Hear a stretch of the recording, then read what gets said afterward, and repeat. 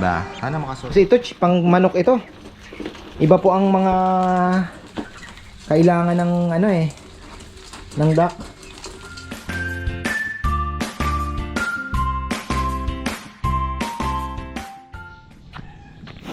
Isang magandang buhay. Time check. Grabe. Nakaluto na ako ng egg para sa mga bata. Ayan, at eto, meron po akong bagong alaga na naman na alam niyo yun, saving kilyawan. Ano po, kahapon ng hapon, mga alas makikita niyo po sa vlog ko nung last segment na nung patapos na, huling ikot ko na po doon sa, actually huling ikot nung nagpakain po ako ng siguro mga 3, mga ganon, 3 or 4. Nagpakain po ako ng, wow, daming isda, nakanganga. Nagpakain po ako ng manok. Merong pong kilyawan, alam niyo yung ibon na gumaganon, yung dilaw. Mahirap lang ibigkas yung pangalan niya, yung tawag sa kanya. So, isda natin na dami. Ngayon,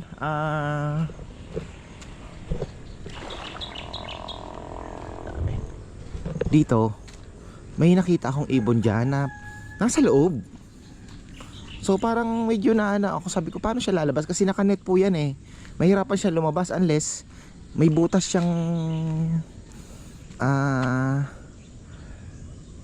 malusutan kung saan siya makabalik uli siya, kasi nakanet po yan. Nakanet to Oh, sabihin mo man na mayroon siyang butas na hahanapin niya pa. So doon lang ako, sabi ko ba na di ata makalabas. Pero after nung mukhang okay na, di nagpakain na po ako ng mga manok. Tapos okay na. Nung dito na ata ako nagtapos nun dumiretso na ako. Sa mga bandang 4, syempre sabi ko nga, naisipan kong bumalik uli sa mga manok ko. So dito na pala ako dumaan nun. Paano ba? Pinakain ko yung kalapati kong ilang piraso na lang. Tapos check ako sa bibe, and then umikot akong ganun. Tapos pabalik ko dito na, sabi ko, naisipan kong i-check yung kilyawan. Sabi ko, naka kaya yon, nakalabas kaya. So pumasok po ako dito. Pagpasok ko po dito ay umiiyak yung nanay. Sabi ko ba, ano nangyari? Talagang umiiyak po yung nanay o basta yung magulang po nung inakay. Umiiyak. Ganon. Sabi ko parang may kakaiba. Na parang may inaano siya, parang alam mo yun, humihingi ng tulong. Alam nyo, meron palang 2 inakay na kilyawan na nahulog dito. Siguro nung malakas na malakas po yung hangin, nahulog sa pugad. May balahibo na rin naman ng konti. Pwede na po i-hand feed. So isa, di nakuha ko, inuwi ko.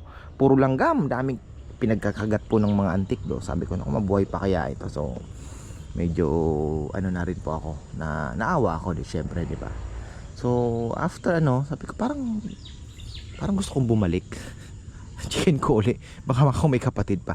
Meron pang isa. So dito ko nakuha yung isa, at doon naman yung isa. So ayun po, siguro wala na talaga, kasi dapat naandito pa yung nanay. Grabe po ang pagmamahal nung ibon na yun sa kanilang anak. Ibang klase, kasi talagang hindi sila mapakali. Hindi sila kagaya ng ibang ibon na they don't care, no? Parang pagka ayan yung ibon na yun, na para bang yan yun. So yan, yung ibon na yun, parang alam niyo yun, grabe po ang sa kanilang inakay. Yan. Mamaya papakita ko na kinuha ko nga muna ilaw ng aking so far kumain naman. Nasusubuan ko na ng nag-hand feed ako ng, naglulusaw po ako ng feeds, yung pangain ko sa bibi. Pero baka mag chick booster ako. Pa tayong chick booster, lusawin natin. Naandyan siguro yung pugad nila somewhere here, baka dito o dyan. Ayan yung mag-asawa na yan. Ayan, lumilipad-lipad pa rin. Di ko alam kung ilan po ang, ayun no. Di ko po alam kung ilan ang, nandito. Kulay dilaw yun. Pag tinype niyo po sa Google, Kilyawan. Naandyan sila. Nasaan kaya ang pugad? I think dalawa lang yan. More or less dalawa talaga. Parang kalapati din lang naman. Yun po ang yun ang kwento ko kahapon. Buti na lang na mukhang mabubuhay. Kasi nakita ko na umiipot, umanga kain na malakas kumain. Tapos may droppings na rin sila. So, ayun, hopefully buhay natin. Malakas na, lumakas naman na. Mamaya papakita ko po sa inyo, nakakatuwa. Buti na lang. Parang sabi ko, malakas yung pakiramdam ko kako na parang may kakaibang nangyayari. Iba po yung pagpasok ko doon sa yung ibon talagang umiiyak na parang humihingi ng rescue eh. So yun, awa ng Diyos, masisave natin at nandito naman po ang environment nila kaya walang problema. Pagka naririnig niyo ba 'yon? Yung naman pagka malakas na, di pakawalan na lang natin uli. Malay natin maging maamo, di ba? Na naandyan lang sa paligid. Babalik-balik sa iyo. Yan, yung mag-asawang yan na part. Ayun, dilaw. Ayun. Ayun siya, oh. Kinakausap pa ata ako. Ayun, oh. Andyan nga yung pugad nila. Mag-asawa. Talagang hinahanap nila, inakay nila. Wala, no choice ako na wala po akong choice na pwede mo lang ibalik doon sa pugad. Paano mo, di ba? Kawawa. Alam mo yung feeling ng magulang siguro na di ba? Na wala ng anak. Kumusta naman ito? Balik tayo sa ating mga birds. Kumusta naman? Wala namang malakas na po sila. They are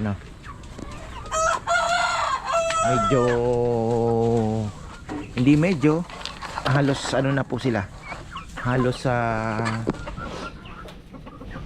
nakaano na po sa halak. Konting na lang. Konting tatapusin na lang natin yung gamutan para tuluyan nang mawala yung kanilang halak-halak na yan. Konti na lang.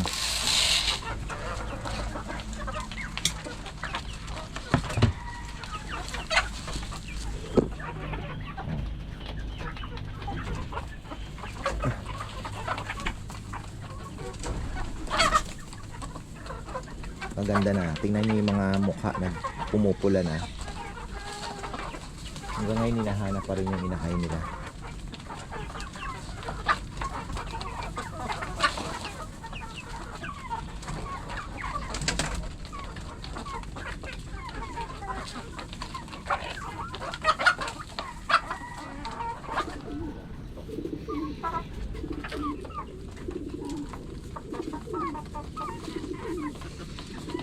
Mamaya maglalagay tayo ng kangkong. Baka kumuha rin tayo ng duckweed. Lagay tayo sa maliit na palanggana. Tuka-tuka nila. Ganon din doon sa ating mga bibi. Lalagay din tayo ng duckweed.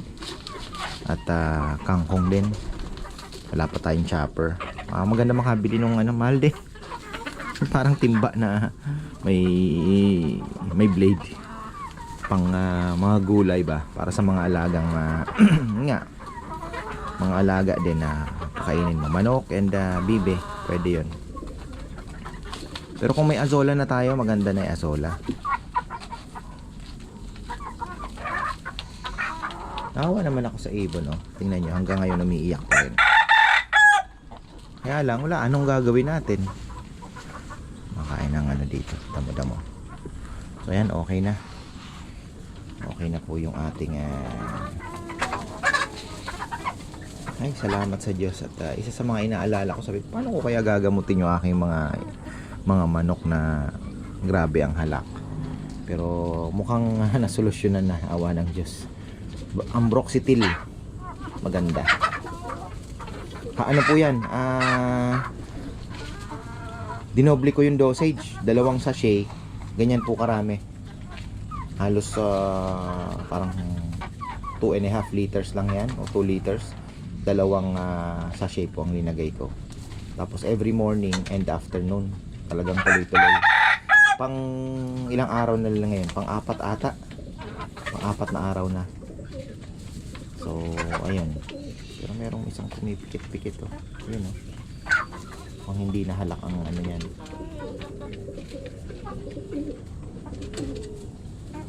Ayun oh. Kapikit yung isa. Hulihin natin yan. At least yung halak okay na yung halak. Iibon na.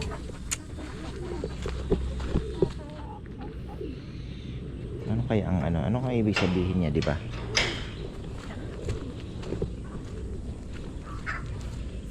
Sobrang lakas ng hangin kasi nung Wednesday night. Grabe, ang dami pong naperwisyo na naman. Ka-Farmer Froilan Halili nga, sabi niya sa akin, brother, kumusta ka dyan? Dami din na namang na-damage sa akin, sabi niya. Sabi ko, ako naman mga sanga.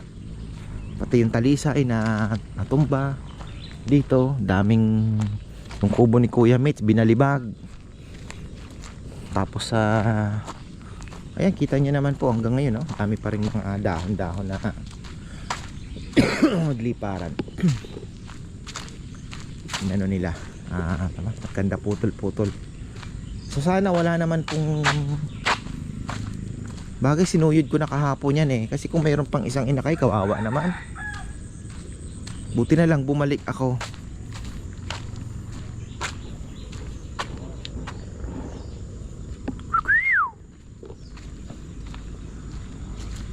Pasok ko pa lang dito, talagang umiiyak yung umiiyak po yung ibon. Yung inakay tahimik lang kasi halos inaano na, dami niya ng kagat. Wala naman na siguro, sana wala na. Hindi ko na check sa Google kung ilan ang anak usually. Pero malamang parang kalapati lang yan, 2 o 3, pero 2 lang siguro. Wala naman na eh. Ayan oh, sila po yan, yung umiiyak na yan. Kaya yung pugad nila, lamang doon pa. Kasi dito nahulog yung magkahiwalay nga yung ibon eh. Yan, pakita ko po sa inyo yung ibon. Okay na. Huwag ka na mag-alala. Ako na bahala. Kumakain naman. At ang lakas-lakas na. Makikita nyo yun, lilipad na. Maganda na, andito naman sa yun ang kinaganda ng hindi dinidisturb yung mga ibon. Hinahayaan lang. Kongkong lang ang mahilig eh. Yung 2 bato-bato na inakay na siguro bagong walay na andyan, mahina pa lumipad, hinuli, inuwi yata. Sabi ko, huwag mo nang hulihin kasi buhay na yan. Hinuli pa rin. 2 bato-bato. Parang ako dumami yung mga ibon natin dito sa paligid. Oras na, gising na yung mga bata. Gising ko kanina, pagbaba ko, iyak na nang iyak yung mga inakay, humihingi na kaganon. Umiiyak. Update tayo sa mga furnitures natin. Behind tayo. Ubus na ata, sold out na. Sold out na. Ayan o. Ayan, ito po, tingnan nyo. Buti na lang. Malakas naman kumain.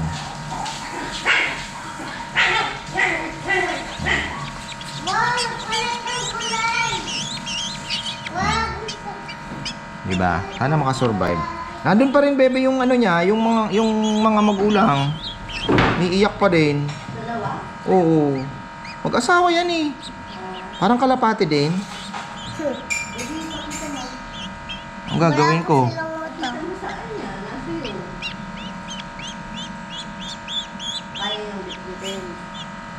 Hindi niya hindi mabibit-bit. Nalipad na yung mama na. Yung mama niya umiiyak. Oh. Kaya kayo, huwag kayong mawawala. Kasi iiyak si mama at si papa. May konting liquid para makainom ka.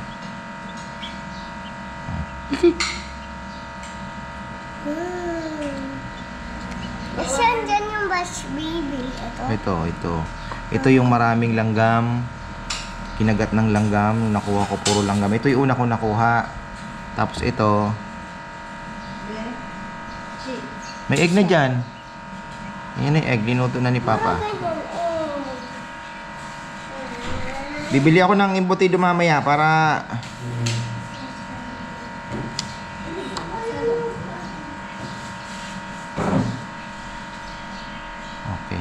Okay na. Oh. Tapos nang umipot. Ang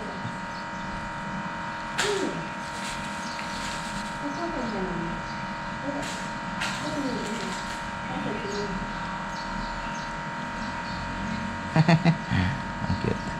Ito hindi pa gaano dumidilat. Pero tingin ko makakasurvive naman. Ang lakas ng umipot eh. Gusto ko makain Bibili ako chick booster para mas yung pang sisiw talaga. Kumain siya. Bago matulog. Pinakain mo? Oo. Paggising ko dito, umaga. Nanga.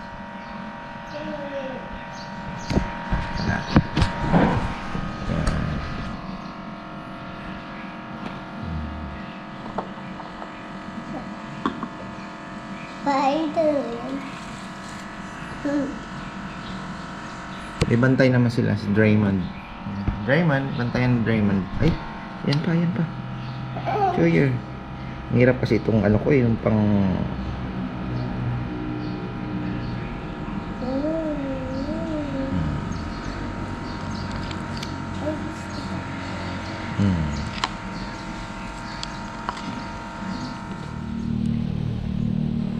Sabi ko kay Kongkong, galaman na lang muna. Hindi naman natin maaasahan dun sa baba. Wawa naman yung ibon talaga. Nagwawala yung ibon. Alam mo ba Kong yung inakay niyan? Nakuha ko. Kilyawan. Nasaan dun sa akin. Nahulog nung lakas yung hangin.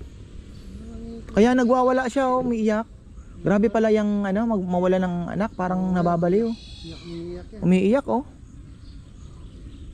pala umiiyak kanina pa, hindi tumitigil. Buti nga ka mo, nag-alala ako kasi sabi ko bakit kakaiba. Bumaba ako doon, pumasok ako diyan sa may nakanet. Nakuha ko yung isa. Tapos pagkakuha ko, puro langgam, di tinanggal ko, dinala ko doon. Sabi ko paano kaya to, pinainitan ko muna ng ilaw. Sabi ko parang gusto kong bumalik, baka meron pa isa. Dalawa pala yan. Dalawa o tatlo ang anak niya. Ewan ko kung mayroon pa. Pero grabe Gano'n nakalaki kuya? Malaki-laki na din may parang kalapati na 10 days, ganon. Kumakain na. Nadali mo kuya, mapapalaki mo yun. Bakit? Anong gagawin ko doon? Papakawalan din. Bakit? Di ba may nalaga ang ganyan? Kung matrain sana na Mabait. bumabalik-balik, pwede yon. Oo kuya, kasi meron din ganyan kalaking yung Martinez. Oo. Parang ganyan kalaki yun Nalagaan. Tapos spray ka ng kong ito Brodan. Brodan. Oo, tapos yung talbos natin marami nang uod na naman. Nagwawala. Ayun ayun po yung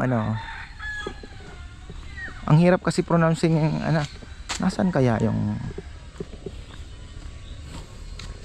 sana wala naman na pong anak, baka mamaya 3 pala makukonsensya ako kasi hinahanap ko na rin naman hinahanap ko na po yan hinalughog ko na.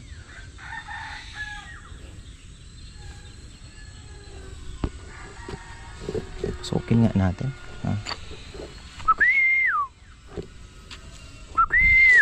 Baka mamaya gusto niyang ipaabot, meron pa siyang isang inakay, di ba? Sabi, pag meron pa, nako, parang hindi ko mapapatawad ang sarili ko. Yung isa nakita ko dyan, yung isa dito.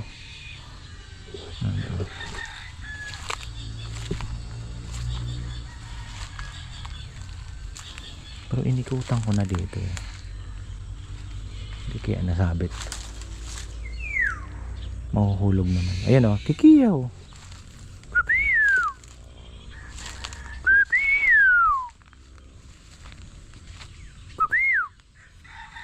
Nahanap talaga niya yung anak niya. Wala naman na. Kasi nakalagay sa Google 2 or 3. So baka naandyan pa yung isa niyang anak pinakakain kung meron man. Or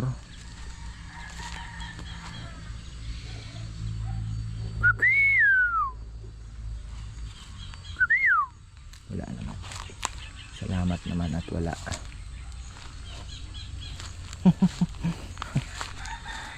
Pero mabubuhay. According to yung diet pala niyan, more on fruits. So nag-ano ko ng saging na halos overripe. Yun po ang isusubok ko. Tapos papaya daw, gusto din yan. Papaya. Wala naman ano. Hindi ko alam kung nasaan banda ang pugad niyan. Kasi pag ganun yung hangin eh. So okay tayo. Wala po. Kinakabahan ako eh kasi mamaya meron pa talaga. Saan kaya yung pugad niya? Nasa akasya siguro. Ay akasya, mahogany. Lagay ko dito. Ayan dito. Kasi dito yung isa eh. Dito ko nakita. Dito. Grabe naman kasi yung hangin na yun. Ito butas na oh. Pero syempre hindi naman kasi ganun katalino yung, diba? Wala. Okay na. Palagay ko to, dalawa lang talaga siguro. Kaya lang, yun nga. Baka mamaya dito naman pala.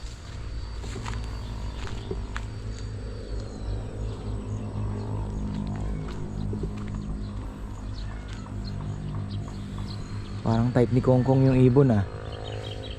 Di pwede kasi maya sinusubuan.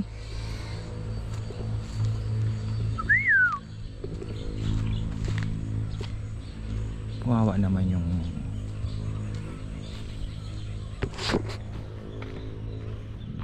bigay tayo ng kangkong. Wala tayong Madre de Agua gaano. Kailangan ko mag-replant. Pero pwede din naman. Tsaka duckweed, azola. Ayan. Kainin naman nila. So far so good. Happy tayo dahil nakikita na po natin yung improvement ng ating mga manok. Tingnan nyo naman, pumupula na yung kanilang mga mukha. And I think hindi na po matatapos ang buwan na ito nang wala tayong makikitang itlog. May mangingitlog. Iba to Hindi po ito halak. Ang sakit nito. Ihiwalay ko kaya.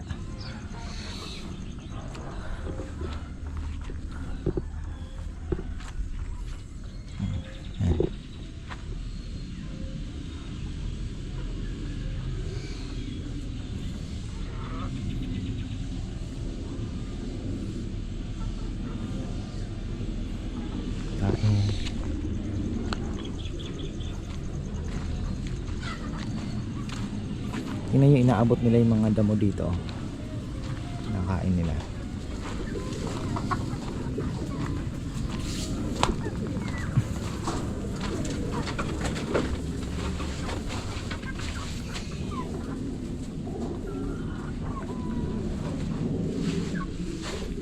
Mayroon pa itlog.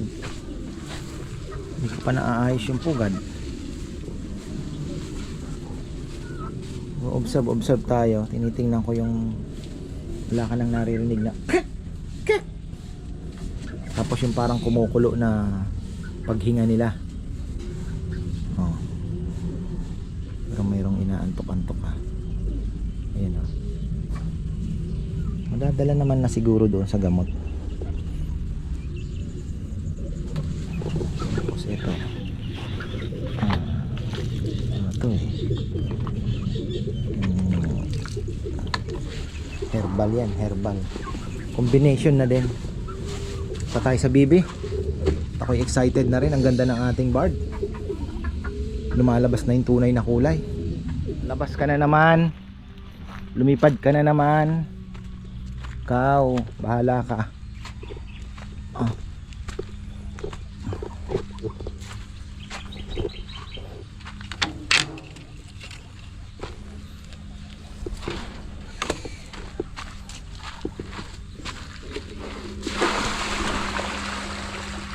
Lakas talaga lumipad ang mga baby.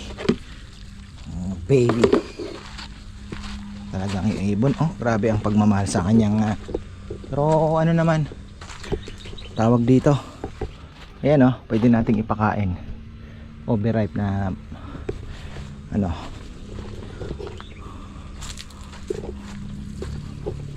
Yan ka na naman. Ubas ka. Ubas na naman yung ay. Parang mas maganda pa rin ang duck pellet sa kanila pag lumaki na.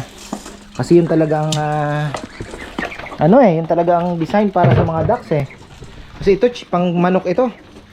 Iba po ang mga kailangan ng ano eh, ng duck. Ni-mix na lang siguro. Ang kulang ko dito, damo. Wala pa tayong damo na papakain. Kasola sana. O kaya duckweed pala, yun, meron namang masasalok.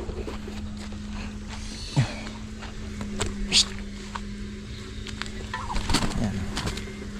Aakyat yan. Oh. Galing na. Talino. Ay.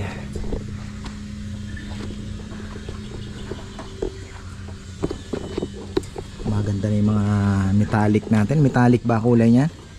Parang stain metallic ba?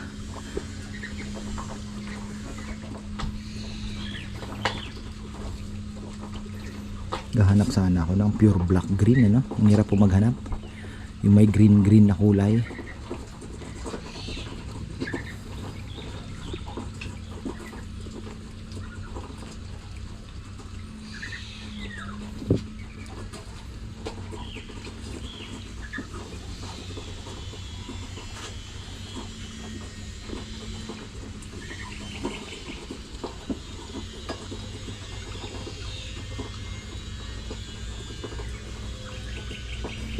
Sarap panoorin. Wala pa din yung ano.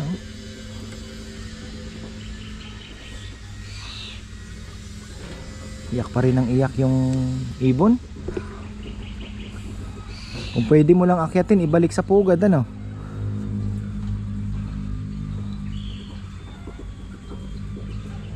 Kaya lang, saan mo hahanapin yung pugad yan? Baka natangay na rin po ng ano, ng malakas na hangin. Maliligo itong mga ito.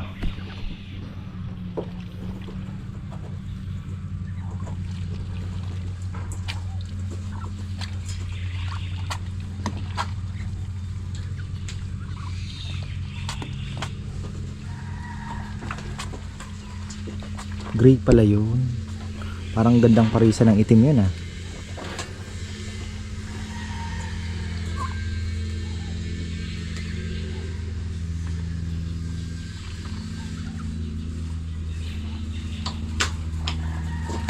O barb.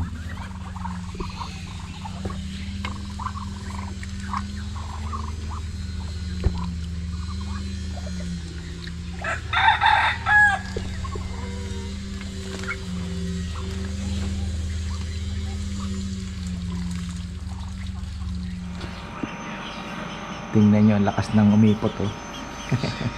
Mukhang makakasurvive ito. Kiki. Kiki. Oh, di ba?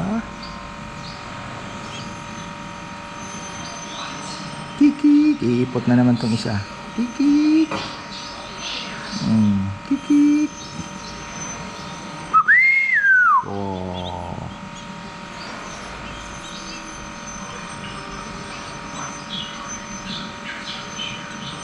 Sana makasurvive. Pero ano na yan? Bibilaukan ka, boy. Oh. Tubig ka.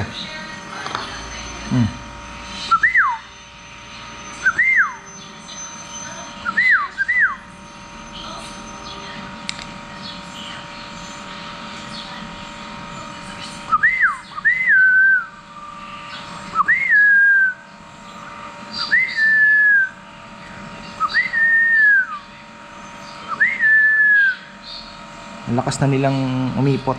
Papalitan ko na yan mamaya. Para ano, malakas na sila. Oh, kik.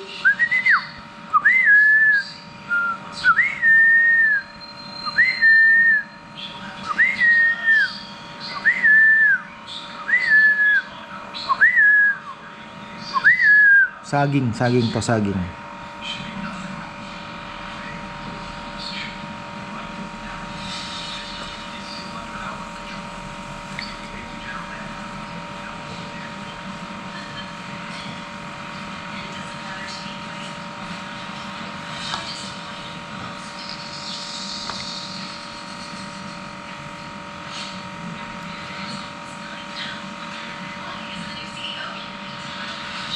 Mamaya naman.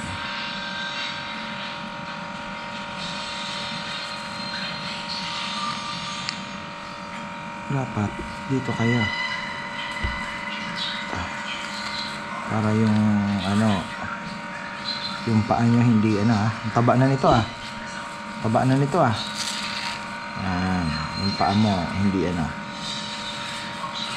Sige, yan kayo. Yan.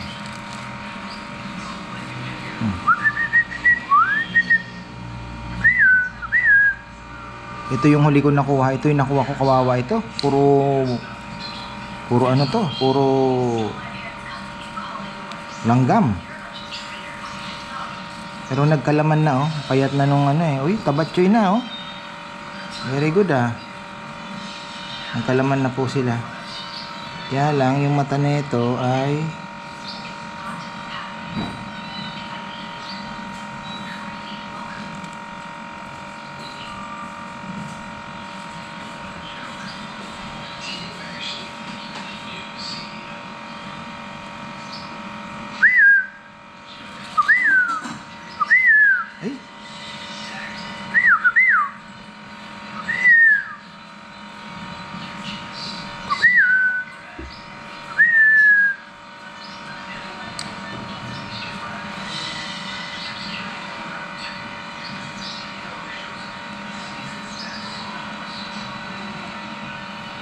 sana makasurvive.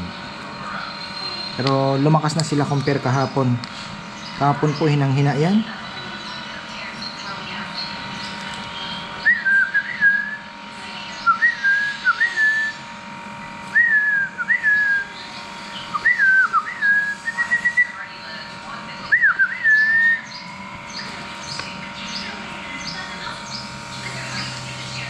Sana makasurvive. Ito pala ang pinagkabalahan ni Kongkong yung mga sili namin, lalagyan niya po yan ng tali para hindi matumba. Yan. Pero sa baba may mga sili pa po kami dyan. Di ko lang alam kung anong sili to, kung panigang ba ito o pang, sana hindi na panigang. Yung ano na to, tawag dito yung siling tari, para maganda din. Siling tari tayo, naglinis-linis siya dito. Yan. Okay na pala. Kakainin ko na yung aking andyan pa kaya yung mag-asawa na ibon. Grabe talaga. Buti na lang nakita ko. Kawawa naman yung dalawang yun. Kung ano, patay na sana ngayon yun kung hindi ko nakita. Talagang kaloob ng Diyos yun sa akin. Kaya lang responsibilidad, syempre. Pakainin. Wala na. Siguro nag-give up na sila. Nag-give up na sila. pakainin ko na yung aking mga manok, papalitan ko na yung tubig para bukas maaga po ako mag-ano pala ako, sasamahan po akong mass bloodletting, ayan, para makapagbigay naman tayo ng dugo pa. Si Rambo ay excited sa kanyang ibon dahil baka makapagpatapos po siya ng karera. Maganda talaga yung ibon ko, bloodline. Tingnan nyo, first time pa yun Cagayan, pero nakauwi po 1,000 plus pa yung speed. So isa na lang, Babuyan Island naman, sana makauwi at makapag-clock, maabot yung time limit, ika nga. Ay, may nakalabas